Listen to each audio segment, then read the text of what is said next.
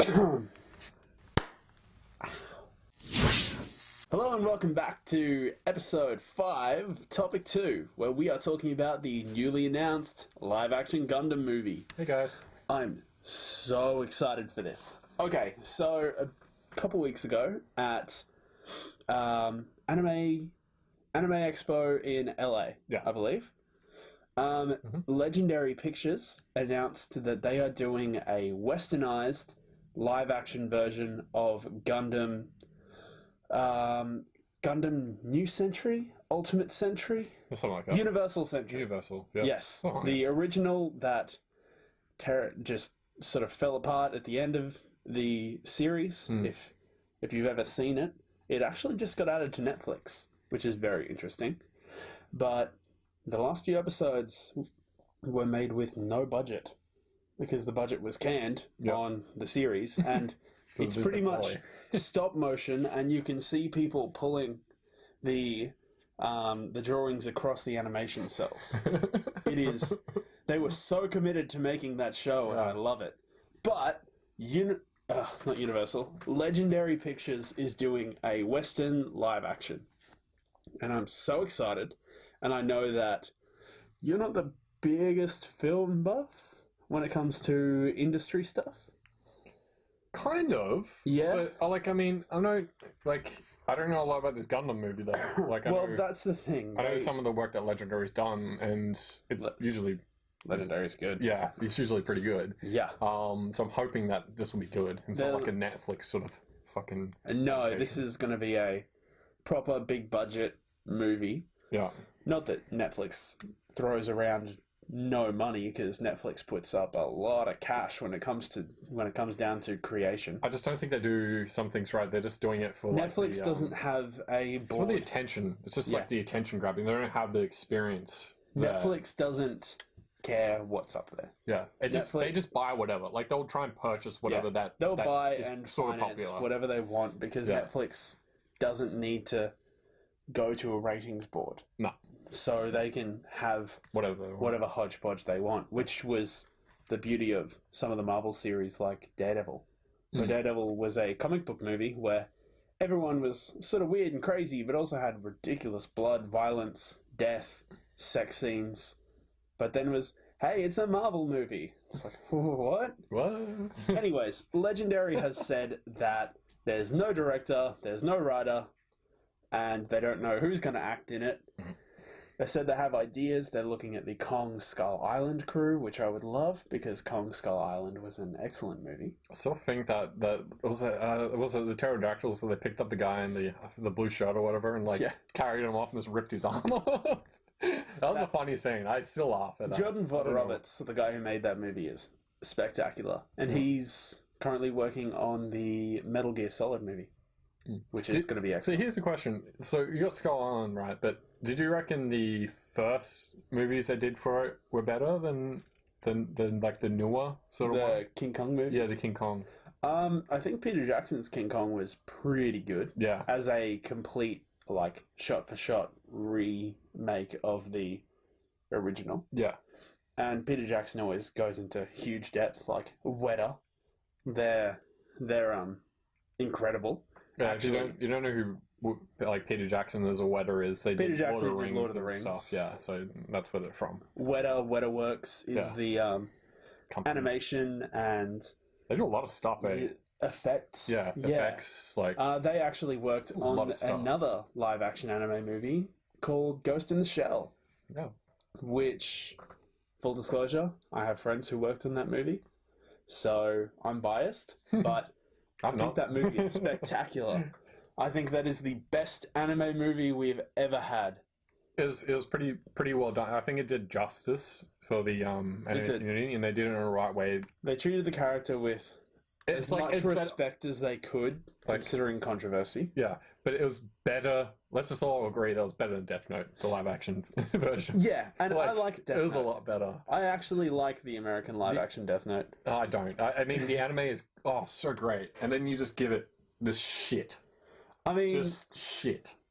I don't like it at all. I'm sorry. It was the most realistic way that would have played out in the real world. I just, yeah. Light was a actual human being who was terrified of the concept, but was dealing with his issues. I liked the way that he was just so calm and like. But it's not real. It's not realistic. There are people like that who can handle situations like that, like demons appearing in front of them and telling them that they're the god of death. I don't want to meet those people. They're called sociopaths. I feel like I could handle that. They're called sociopaths. They're called sociopaths. Help me. But well, I mean, I am pretty crazy too. The live action Death Note was just it was an excuse to make a Final Destination movie. Kind of, yeah. It was just blood, gore, and nothing else. Yeah. And it was kind of awesome in its gratuity. The person they picked for L, I love him. I hated him.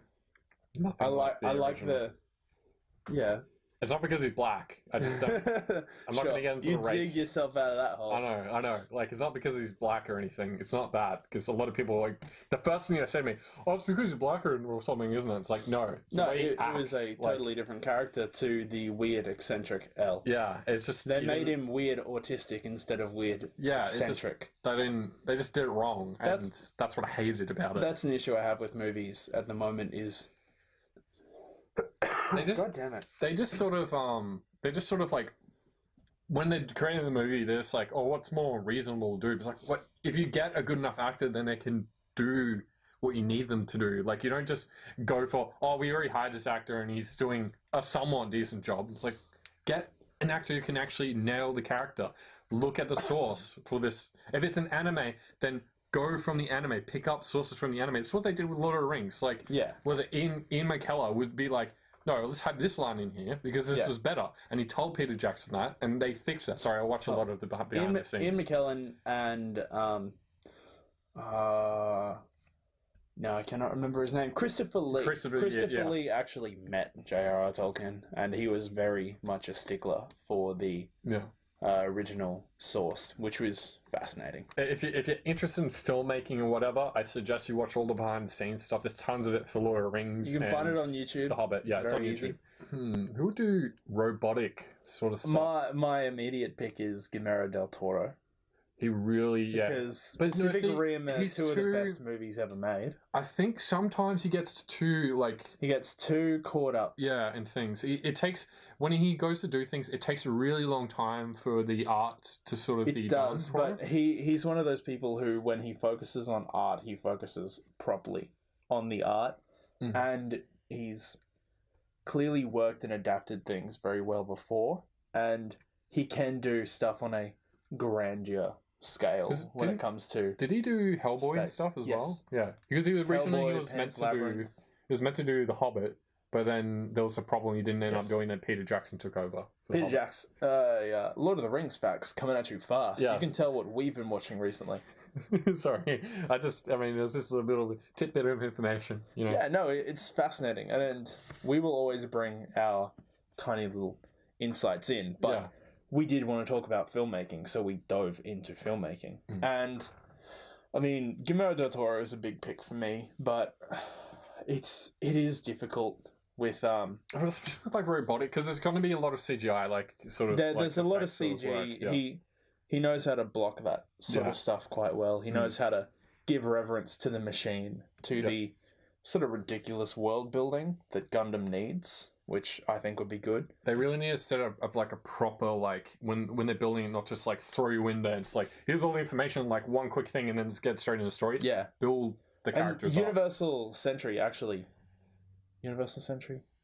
What? Yes. The Gundam series that they're basing this movie off is one of those ones that actually does throw you in the action straight off.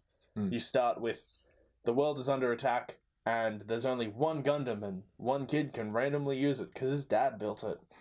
It's like, it kind of makes sense if the dad built it, and he's like, I just made this for my son. It's like, I watched my dad make this. I know how these buttons work. Also, I'm a psychic godchild from outer space. Yes. So I think that sort of ridiculousness is something he's more well equipped for. I reckon they won't touch upon that. They'll just completely ignore that. That would probably be better if. Yeah. It's a bit much, especially for a Western. It is a bit much, and that's what makes me think that they're probably going to aim for at least 2 movies out of this. Yeah. maybe. Everything wants to be a trilogy, but I think you can make this a. They may good probably two- end up doing a trilogy though, because they usually all do trilogy sort of. Yeah, trilogies make more money. Yeah. 3's more than 2, Yeah.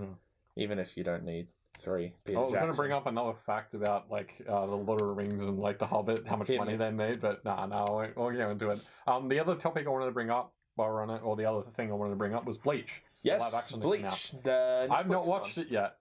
Neither which- have I. I yeah. have watched the trailer for it and thought, this is too much like Full Metal Alchemist. I don't want to watch this. Yeah, I thought I'd bring it up because I want to discuss it today before I watch it. Oh yeah, get what my a impressions before and are. after. Yeah, and then once I've Hit me. actually watched it, then you guys can see what my reaction to it would be. Hit me with your thoughts. See, okay, so right now, I think it looks pretty cool. Yeah. Because of the way, especially the way they designed the monsters The for monster it, design looks really good. really, really well done. And I'm like, in my mind right now, I'm so excited to like watch it. I just haven't, because I've been busy, but once I watch it, I just hope that what I've seen in the trailers is like animate to what they've done in the actual... Yeah, and see, that's where I worry. Yeah. Because it looks like a shot-for-shot recreation of the best scenes of the first, 10 episodes. And I'm just not sure if that's going to work, because it didn't work for that garbage Full Metal Alchemist movie. I'm a bit... See, I think Full Metal Alchemist was a bit At least they iffy. cast the right... Yeah, they cast the right demographic, race. like the race and stuff, all that. But I don't think Ichigo was properly cast. Yeah, Ichigo looks kind of dumb. It's like, who's popular in Japan right now? Let's pick this actor and put a wig on him. That's not how you do it. Yeah, but anyway, past that. I'm really curious. I'm a bit iffy on it because I saw in the trailer. So one of the I'm pretty sure, if I remember right, one of the monsters that they have in it, they had the fisherman. Yeah. But I don't know, hopefully they don't kill him. If they kill him in that movie, then that's not really portraying the proper story, because really what ends up happening is the fisherman kind of gets sort of defeated. Aizen takes him in and then powers him up, and then Ichigo's father actually ends up killing the fisherman. Revenge for his wife and whatnot. Yeah, the fisherman killed the Ichigo's... Spoilers for 20-year-old manga or whatever. It's done. The series is done. So if you haven't watched it by now, I'm sorry. It doesn't ruin the ending for you though. Still, there's nothing to do with it. It's just a side story plot that sort of builds up on it. Yeah, I am honestly looking forward to your review of that next week. So I think I might watch it too, and then we can talk about. Yeah, we can have a full discussion about it. That'd be interesting. That closes off the longest segment we've had so far. Yeah. And yeah, that was fun. That was fun. honestly fun. If you guys have any ideas on who you'd like to see taking the helm on the Gundam movie, or just your general thoughts on live action in general, or ideas maybe for the movie, so we can just maybe send those off to. Yeah, I'll hit up my Run it, contacts email. in Hollywood, and they'll tell people that'll never hear what you've had to say. But hey, at least you said it. We'll try. So throw those down in the comments, and we'll get back to you. Chit chat, that's what we do. We'll see you in the next It's episode. in the name. Bye. See you in the next episode.